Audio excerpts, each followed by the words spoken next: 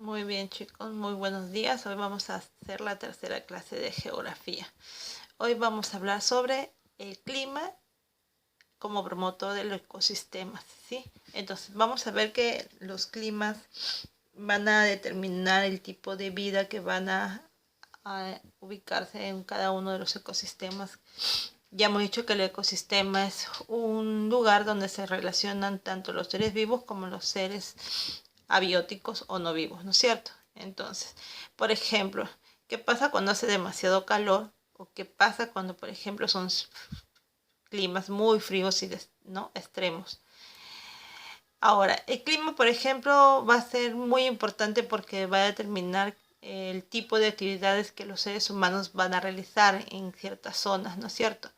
Por ejemplo, en cuanto a la producción agrícola, vamos a ver que, por ejemplo, va a determinar el tipo de producto que van a cultivar en una zona determinada, ¿no? Por ejemplo, el arroz necesita de mucha agua y generalmente son de costas donde pueden haber cultivos y que se pueden inundar por medio de la utilización de los ríos, o algunas frutas que necesitan demasiada agua y que pueden sobrevivir en la selva, ¿no? Asimismo, por ejemplo, ¿sí? La papa eh, tiene una determinada característica para crecer de acuerdo al tipo de calidad que hay.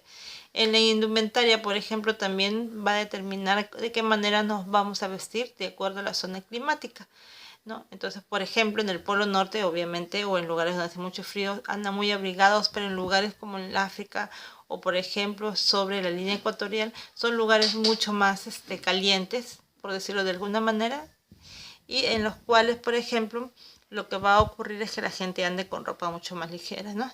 Y en la producción de energía, ¿no? El clima va a hacer que los seres humanos utilicen ciertos tipos de energía de acuerdo a, ¿cómo se llama? A los recursos que pueden tener de acuerdo al clima, ¿no? Por ejemplo, aquí en el Perú, debido a las intensas lluvias, por ejemplo, nosotros realizamos el tipo de energía hidroeléctrica. ¿Qué cosa quiere decir?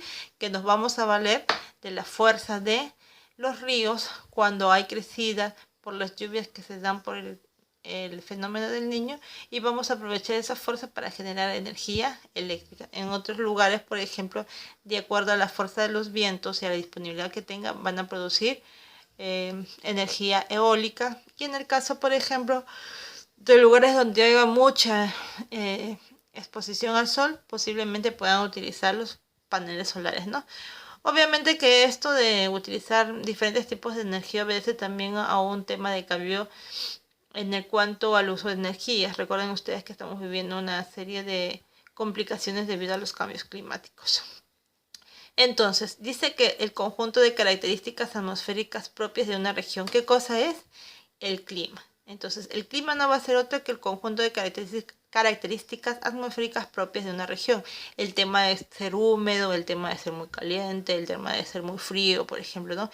Mientras que, por ejemplo, cuando hablamos de tiempo meteorológico, hablamos, por ejemplo, de un pequeño, sí, una pequeña característica en un determinado tiempo durante el día, ¿no? Por ejemplo, en la mañana el tiempo hace calor, ¿no? Si hablábamos de un tiempo de Lima, por la mañana es que es caluroso, y en la noche, por ejemplo, se descienden las temperaturas.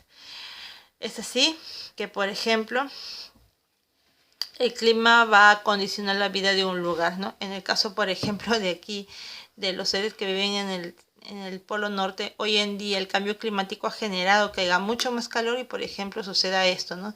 Que sufran estragos y haya derretimiento de los casquetes polares.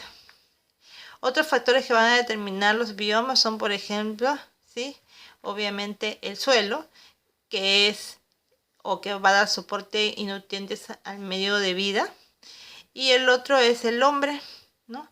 Que influye sobre la conformación de biomas, los va a modificar o los va a desaparecer de acuerdo a la actividad que haga, ¿no? Por ejemplo, desaparecer, por ejemplo, un ecosistema de selva, ¿no? Cuando el hombre tala, ¿no?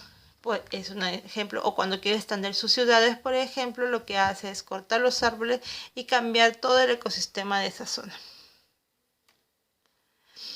Entonces, los elementos del clima, por ejemplo, ¿no? Los elementos del clima son la temperatura, la humedad y las precipitaciones, la presión y los vientos, ¿no? Y los factores del clima que tenemos, sí, son la insolación y la latitud, ¿no? Quiere decir, latitud se refiere a la distancia de un punto geográfico con respecto a la línea ecuatoriana. Puede ser latitud norte, latitud medio, latitud sur, ¿no? Obviamente, si se encuentra muy cercano en la zona ecuatorial, por ejemplo, vamos a ver que hay una zona de mayor temperatura. Cuanto más alejado esté, hace mucho más frío. Tenemos, por ejemplo, la distancia al mar, lo que va a ser, por ejemplo, lo que va a determinar este elemento de aquí, que es la distancia al mar, es que, por ejemplo, las zonas que se encuentran cercanas, por ejemplo, al mar o a lagos, durante el día, si es que el día es soleado, van a retener cierta calor y durante la noche ese calor va a ser despedido hacia la atmósfera, ¿no? Es por eso que en la época del Tahuantinsuyo, por ejemplo, se utilizaban técnicas utilizando el calor o el vapor de agua que ascendía por las noches para mantener caliente esa zona y poder producir ciertos alimentos, ¿no?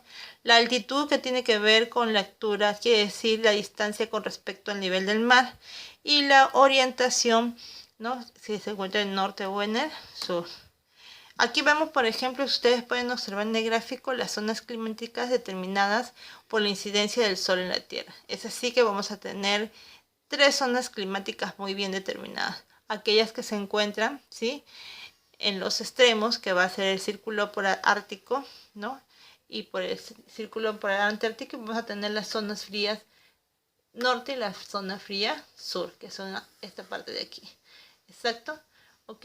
Y tenemos la zona templada, que se encuentra entre el trópico de Capricornio, ¿ok?, y el círculo polar antártico. Y tenemos por aquí, entre el trópico de Capricornio y el trópico de Cáncer, vamos a tener a la zona cálida. Cabe resaltar que esta zona de aquí es la que tiene más incidencia de calor solar. Es por eso que es la zona que es mucho más desértica en algunos continentes, como por ejemplo lo es en el África y en Asia, ¿ok? Entonces, zona cálida. Entonces, la zona cálida, por ejemplo, va a presentar ciertos paisajes particulares debido a la temperatura que va a tener. Así tenemos la zona de paisaje de zona tropical, que va a incluir a las selvas y a las sabanas, ¿ok? El África, por ejemplo, es una sabana, ¿no?, donde hay extensiones como que desérticas y una escasa vegetación. Y la selva, que obviamente va a ser mucho más tupida y que va a ser mucho más húmeda. El paisaje de climas secos, tenemos a los desiertos y a las estepas. Cabe resaltar que más adelante vamos a hablar de los desiertos y tenemos varios tipos de desiertos, ¿no? Los rocosos, los arenosos, como por ejemplo los que están en Asia, ¿sí?, y los desiertos polares, ¿no? Y las estepas, sí, que va a haber presencia de hierbas de baja estatura nada más, y generalmente son fértiles.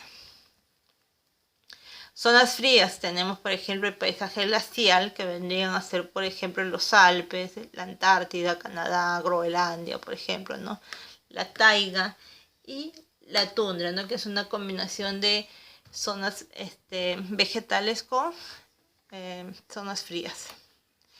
Tenemos la zona templada, que es el paisaje mediterráneo, el paisaje templado marítimo y el paisaje de pradera. Cabe resaltar que estas son las zonas más adecuadas de vida, porque obviamente por las temperaturas medias que existen son las que se van a prestar para que el hombre pueda realizar sus diversas actividades, ¿no?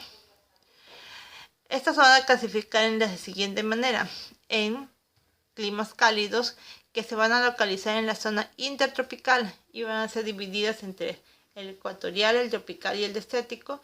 Son obviamente zonas de difícil adaptación, por decirlo de alguna manera, para el hombre, sí, pero que ha logrado dominar con el tiempo. Las zonas templadas, ya les había dicho que son las zonas que, por ejemplo, permiten que se pueda desarrollar el hombre y sus diversas actividades económicas. Tenemos el oceánico, el continental y el mediterráneo, ¿sí?